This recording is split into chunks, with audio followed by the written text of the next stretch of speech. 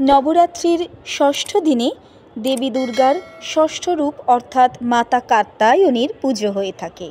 মাতা কাত্যায়নী অতীব দয়া পরবশ। তিনি ভক্তকে সদা আশীর্বাদ করেন তাদের সুখী দাম্পত্য জীবন গঠনের জন্য, সাংসারিক সুখ শান্তি সমৃদ্ধি রক্ষা পাওয়ার জন্য। দেবী কাত্যায়নী লাল রঙের বস্ত্র পরিহিতা এবং এই দিন ভক্তকে লাল বস্ত্র পরেই দেবীর পূজা করতে হয়। নানান ফলে ফুলে দেবীর পূজা করার পরে দেবীকে মধু প্রধান ভোগ রূপে দান করতে হয়। এই দিন মধু এবং মিঠা পান দেবীকে উৎসর্গ করতে হয়। এটি দেবীর প্রিয় ভোগ। আর লাল জবা ফুল এবং লাল গোলাপ ফুলে দেবীর পূজা করাই উচিত, কারণ দেবী লাল জবা ফুল অধিক প্রিয় মনে করেন।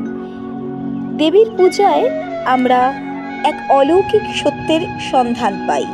কথিত আছে বৃন্দাবনের গোপীরা অর্থাৎ ব্রজভূমির যারা গোপী তারা যমুনা নদীর তীরে দেবী কাত্যায়নী মায়ের পূজা করেছিলেন, যাতে তারা শ্রীকৃষ্ণকে স্বামী রূপে পেতে পারেন। এইভাবে মাতা কাত্যায়নী প্রতিটি ভক্তের মনোবাঞ্ছা পূর্ণ করেন।